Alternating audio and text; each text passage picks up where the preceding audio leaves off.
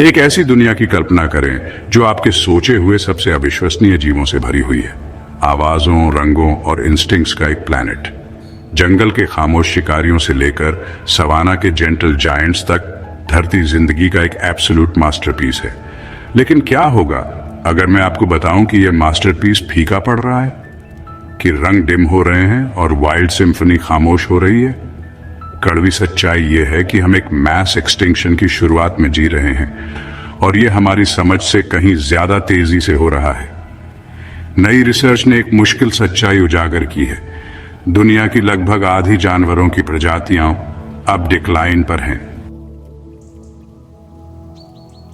सबसे पहले चलें धरती के हरे दिल में, रेन फॉरेस्ट। ये इकोसिस्टम धरती के जीवन का पालना है, जो प्राणियों की ऐसी डेंसिटी से भरे हैं जो आपको और कहीं नहीं मिलेगी। ये धरती पर सभी जीवित प्रजातियों के आधे से ज्यादा का घर है। पंखों, पंजों और आवाजों का एक हलचल भरा वर्टिकल मेट्रोपोलिस। कैनोपी में ऊपर, जहां सूरज की रोशनी पत्तियों से छनकर आती है, प्राइमेट्स सांस रोक देने वाली खूबसूरती से शाखाओं में झूलते हैं। बंदर और वानर यहाँ के माली हैं, जो चारा खाते हुए बीज बिखेरते हैं और आने वाले कल के जंगल लगाते हैं। नीचे हल्की फुल्की परछाइयों में जगुआर दुबका रहता है, एक पौराणिक शक्ति का प्राणी, एक ऐसी बाइट के साथ जो हड्डी को कुचल सकती है, और जिंदा सोने और परछाई का कोट, ये लगभग अलौकिक चुपके से चलता है। ये जमीन और पानी दोनों का मास्टर है, जो यहाँ जीवन की अविश्वसनीय अनुकूलनशीलता का प्रमाण है। हवा ही हजार पंखों की धुन से गूंजती है, चमकते हुए हमिंग बर्ड अमृत पीते हुए, चमकीले मैका शक्तिशाली चोंच से नट्स तोड़ते हुए, और कीड़े जो पत्तों और फूलों की हूबहू नंचीयल करते हैं अविश्वसनीय सटीकता के साथ। हर आवाज, हर हरकत एक जटिल, एक दूसरे से जुड़े जाल का हिस्सा है। यह सिर्फ जानवरों का संग्रह नहीं है, यह एक जीवित सांस लेने वाला सिस्टम है, जहां हर एक प्रजाति, चाहे कितनी भी छोटी क्यों ना हो, पूरे जंगल के स्वास्थ्य में एक महत्वपूर्ण भूमिका निभाती है। यह दुनिया अपनी सबसे रचनात्मकता पर है, बायोडायवर्सिटी का एक सच्चा खजाना। अब चलो घने वर्टिकल रेन फॉरेस्ट की दुनिया से सवाना के खुले मैदानों की ओर चलते हैं। ये फैले हुए ग्रासलैंड्स और ड्रामेटिक होराइजन्स की जमीन है, धरती के कुछ सबसे आइकॉनिक वाइल्ड लाइफ के लिए एक मंच। यहां जीवन सीजन से, बारिश और सूखे के रिदम से बनता है, जिसने इमेंस स्केल और इनक्रेडिबल रेजिलियंस वाले जानवरों को तराशा है। अफ्रीकन एलिफेंट के बारे में सोचो, सवाना का एक सच्चा टाइटन। ये सिर्फ जायंट हर्बिवोर्स नहीं हैं, ये इकोसिस्टम इंजीनियर्स हैं। अपनी इनक्रेडिबल स्ट्रेंथ से वे पेड़ों को गिराते हैं, ग्रासेस को उगने के लिए खुली जगह बनाते हैं, जो बदले में अनगिनत दूसरी स्पीसीज को फीड करता है। उनकी गहरी इंफ्रासाउंड कम्युनिकेशंस, जो हमारे कानों के लिए बहुत धीमी है, प्लेन्स में गूंजती हैं और उनके कॉम्प्लेक्स परिवारों को एक साथ जोड़े रखती हैं। बुद्धिमान मैट्रियार्क्स द्वारा लीड किए गए झुंड एपिक माइग्रेशंस पर निकलते हैं। उनकी यादें पानी तक के पुराने रास्तों को चार्ट करती हैं, एक लिविंग मैप जो एक जनरेशन से दूसरी जनरेशन तक पास होता है। और जहां ग्रेजर्स रोम करते हैं, वहां प्रेडेटर्स फॉलो करते हैं। लायंस, एकमात्र सच्चे सोशल बिग कैट्स, पावर और कोऑपरेशन के मिश्रण से अपने टेरिटोरीज को कमांड करते हैं। एक प्राइड, एक फैमिली है, एक कॉम्प्लेक्स सोसाइटी जहां लायनेसेस स्टनिंग स्ट्रैटेजी के साथ मिलकर हंट करती हैं, जबकि मेल्स अपने डायनेस्टी को राइवल से डिफेंड करते हैं। पास ही चीटा, जिसे इम्पॉसिबल स्पीड के लिए बनाया गया है, ग्रेस और पावर के बीच की लाइन को ब्लर करता हुआ प्लेन्स में दौड़ता है। यह कांस्टेंट ड्रामा का लैंडस्केप है, जीवन और मृत्यु का खेल जो वास्ट अफ्रीकन स्काई के नीचे होता है। सवाना कम्युनिटी की पावर और नेचर की ग्रैंडेस्ट रॉ अनटेम्ड ब्यूटी का एक टेस्टमेंट है। हमने अभी अभी इन दुनिया के अजूबों को देखा है, लेकिन अब हमें एक कड़वी सच्चाई का सामना करना होगा। जीवन का वह जटिल जाल जिसे हमने अभी अभी देखा है, वह एक खतरनाक गति से टूट रहा है। लेटेस्ट लिविंग प्लैनेट रिपोर्ट ने एक विनाशकारी खोज की है, 1970 और 2020 के बीच सिर्फ 50 सालों में मॉनिटर की गई वाइल्ड लाइफ आबादी में औसतन 73% की गिरावट आई है। इस आंकड़े को ध्यान से समझें। मैमल्स, पक्षियों, मछलियों, रेप्टाइल्स और एम्फीबियंस की आबादी में 73% की गिरावट। यह कोई मामूली गिरावट नहीं है, यह एक फ्री फॉल है। दुनिया के सबसे ज्यादा बायोडाइवर्स क्षेत्रों में स्थिति खासकर गंभीर है। लैटिन अमेरिका और कैरेबियन में मॉनिटर की गई वाइल्ड लाइफ आबादी में औसतन 95% की भारी गिरावट देखी गई है। अफ्रीका भी पीछे नहीं है, वहां 76% की गिरावट आई है। एक और हालिया बड़े पैमाने के अध्ययन ने इस संकट की पुष्टि एक अलग तरीके से की है, जिसमें पाया गया है कि मूल्यांकन की गई 71,000 पशु प्रजातियों में से 48% की आबादी घट रही है। इसके विपरीत 3% से भी कम बढ़ रही है। इससे भी ज्यादा परेशान करने वाली बात क्या है?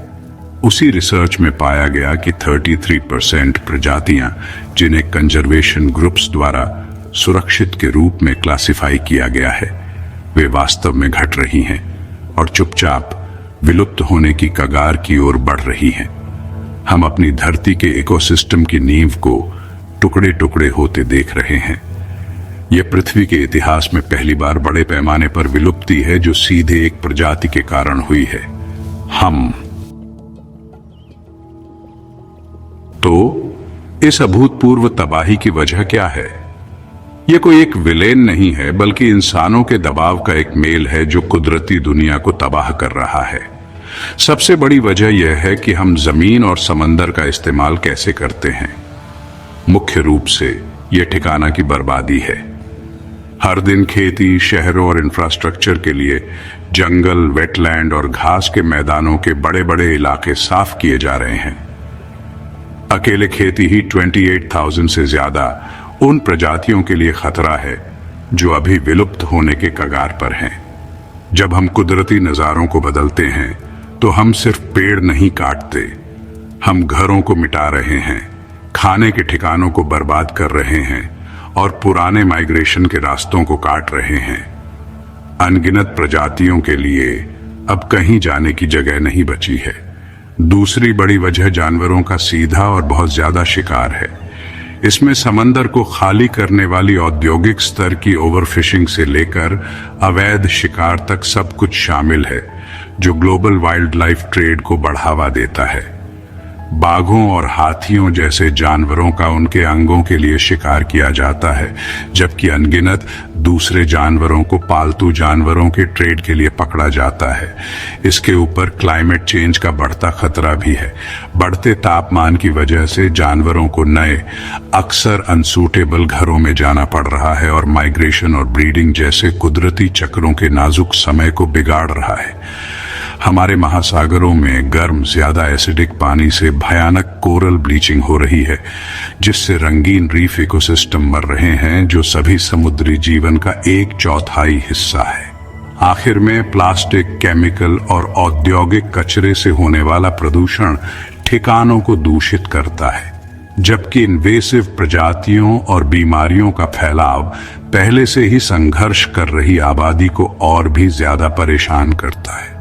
ये बातें अकेले काम नहीं करती, वे एक दूसरे को बढ़ाती हैं, जिससे एक परफेक्ट तूफान बनता है जो जंगली जानवरों को कगार पर धकेल रहा है। इस संकट की भयावहता से घबरा जाना और निराश हो जाना आसान है, लेकिन यह प्रकृति के अविश्वसनीय लचीलेपन और उसके भविष्य के लिए लड़ने वाले लोगों की अथक मेहनत के साथ अन्याय होगा, क्योंकि ग्रिम स्टैटिस्टिक्स के बीच उम्मीद की दमदार कहानियां भी हैं। कंजर्वेशन जब उसे ठीक से फंड और सपोर्ट किया जाता है तो वह सच में काम करता है। माउंटेन गोरिल्ला को ही देख लीजिए। विरुंगा माउंटेन्स में दशकों के डेडिकेटेड कंजर्वेशन वर्क, जिसमें सरकारें, लोकल कम्युनिटीज और NGOs शामिल हैं, ने उनकी आबादी को लगातार बढ़ता हुआ देखा है। यूरोप में जो स्पीसीज कभी एक्सटर्मिनेशन के कगार पर थीं, वे रिमार्केबल कमबैक कर रही हैं। यूरोपियन बाइसन जो 1927 में वाइल्ड में एक्सटिंक्ट हो गए थे, उन्हें सफलतापूर्वक रीइंट्रोड्यूस किया गया है और अब वे कई देशों में आजादी से घूमते हैं। उनकी कंजर्वेशन स्टेटस को एंडेंजर्ड से नियर थ्रेटेंड तक इंप्रूव किया गया है। शानदार आइबेरियन लिंक्स, जो कभी दुनिया की सबसे एंडेंजर्ड कैट थी, जिसकी संख्या 100 से भी कम थी, उसकी आबादी 2000 से ज्यादा हो गई है। इसके कारण जून 2024 में इसे आधिकारिक तौर पर एंडेंजर्ड से वल्नरेबल में डाउन लिस्ट किया गया। इंग्लैंड में 240 साल की अनुपस्थिति के बाद 2023 में वाइल्ड में पहला व्हाइट टेल्ड ईगल चिक सफलतापूर्वक पैदा हुआ, जो इन विशाल बर्ड्स ऑफ प्रे को रीइंट्रोड्यूस करने के प्रोजेक्ट के लिए एक बड़ा माइलस्टोन है। और यूनाइटेड स्टेट्स में रेड कॉकेडेड वुडपेकर, जो कभी लुप्त होने के करीब था, वह इस हद तक वापस आ गया है कि उसे एंडेंजर्ड से थ्रेटेंड में डाउन लिस्ट कर दिया गया। ये सफलताएं कोई मिरेकल नहीं है, ये डिलिबरेट, स्ट्रेटेजिक और कोलैबोरेटिव एक्शन का नतीजा है। हैबिटेट्स को प्रोटेक्ट करना, पोचिंग से लड़ना, स्पीशीज को रीइंट्रोड्यूस करना और लोकल कम्युनिटीज के साथ मिलकर काम करना। ये साबित करते हैं कि हम हेल्पलेस नहीं हैं। ये दिखाते हैं कि अगर हमारे पास विल है तो हम टाइड को मोड़ सकते हैं। उम्मीद की ये कहानियां हमें दिखाती हैं कि बदलाव बिल्कुल मुमकिन है और आप भी इसका हिस्सा बन सकते हैं। पहला कदम है इन्फॉर्मेड रहना और जो आप सीखते हैं उसे शेयर करना। अपने दोस्तों और परिवार से बात करें कि हमारे प्लेनेट के वाइल्ड लाइफ के साथ क्या हो रहा है। दूसरा, कंजर्वेशन की फ्रंट लाइंस पर काम कर रहे ऑर्गेनाइजेशंस को सपोर्ट करने के बारे में सोचें, चाहे वे ग्लोबल ग्रुप्स हों या आपके अपने एरिया में लोकल प्रोजेक्ट्स। छोटे छोटे डोनेशंस भी बहुत बड़ा फर्क ला सकते हैं। और आखिर में अपने कंजम्पशन के बारे में सोचें। आप क्या खरीदते हैं, इस बारे में सोच समझकर फैसले लेना, वेस्ट कम करना और अपना कार्बन फुटप्रिंट कम करना, ये सभी हमारे प्लैनेट के इकोसिस्टम्स पर दबाव कम करने के पावरफुल तरीके हैं। हम एक क्रिटिकल मोड पर खड़े हैं। जंगली जानवरों की दिलचस्प दुनिया, एक ऐसी दुनिया जिसने हजारों सालों से ओवे और आश्चर्य पैदा किया है, हमारी आंखों के सामने खत्म हो रही है। स्टैटिस्टिक्स एक खतरे में पड़े सिस्टम की साफ चेतावनी है। हमने रेन फॉरेस्ट और सैवाना में जीवन की सुंदरता देखी है। हमने इसके घटने की चौंकाने वाली सच्चाई का सामना किया है और इसे चलाने वाली ताकतों को समझा है। लेकिन सबसे जरूरी बात यह है कि हमने यह भी देखा है कि उम्मीद खत्म नहीं हुई है। यूरोपियन बाइसन और आइबेरियन लिंक्स की वापसी सिर्फ अलग अलग जीते नहीं हैं, वे इस बात के ब्लूप्रिंट्स हैं कि क्या मुमकिन है। दुनिया के वाइल्ड लाइफ का भाग्य अभी तय नहीं हुआ है, यह हमारे हाथों में है। काम करने, परवाह करने और पृथ्वी पर सभी जीवन के भविष्य के लिए लड़ने का विकल्प सबसे महत्वपूर्ण है जो हम कभी भी बनाएंगे। जंगल का संगीत खत्म नहीं हुआ है, लेकिन यह हम पर डिपेंड करता है कि हम यह सुनिश्चित करें कि यह आने वाली पीढ़ियों के लिए भी सुनाई दे।